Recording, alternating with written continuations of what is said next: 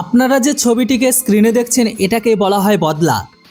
এই ছবিটিতে আপনারা যে হেলিকপ্টারটিকে পড়তে দেখছেন এটা বলতে পারেন বদলার এক রকম রিটার্ন গিফট, যেটি পাকিস্তানি সেনাকে টিটিপির তরফ থেকে দেয়া হয়েছে।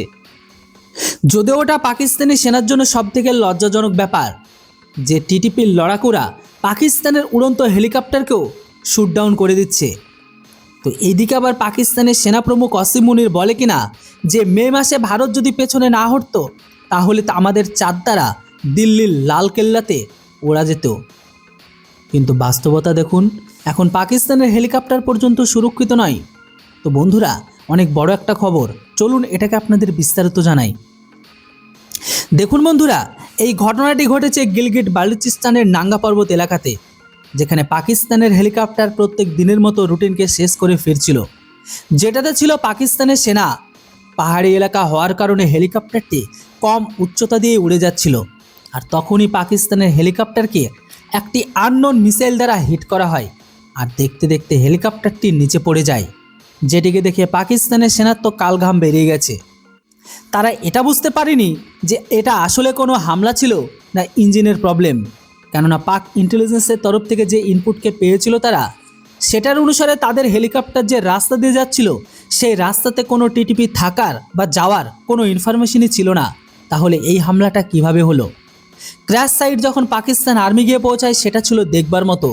যেমন আপনারা ছবিটিতে দেখতে পাচ্ছেন যে পুরো হেলিকপ্টার জ্বলে সম্পূর্ণ ছাই হয়ে গেছে।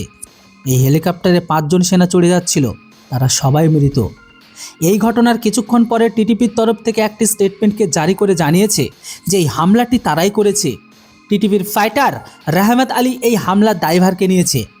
রহমত আলীর কথা অনুসারে এই হামলাতে তারা স্যাম 7কে ব্যবহার করেছে, যেটি ভূমি থেকে হাওয়াতে ব্যবহার করা শর্ট রেঞ্জ মিসাইল সিস্টেম। এই মিসাইল টিটিপি ফাইটাররা কোথায় থেকে পেল সেটার উপর কোনো এখনও প্রকাশ পায়নি, যেটিকে আজকের দিনে ইন্ডিয়ান আর্মি ইউজ করে, আবার আফগানিস্তানের ফৌজও। দুজনের মধ্যে যে কোনো একজন অবশ্যই এই মিসাইল টিটিপিকে দিয়েছে।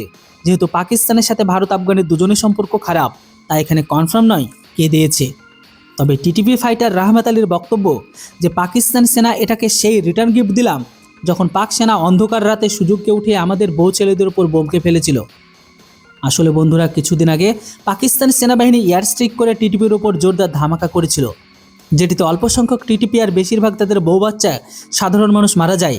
যেটির পরে থেকে টিটিপি অনেক রাগান্বিত, আর তারপরে থেকে তারা এইরকম সুযোগকে খুঁজছিল যেখানে পাকিস্তান সেনার কোটি কোটি টাকার লোকসানকে করানো হয়। আর তারা আজকে পাকিস্তানের হেলিকপ্টারকে শটডাউন করে তারা তাদের বদলাকে পূরণ করে নিল।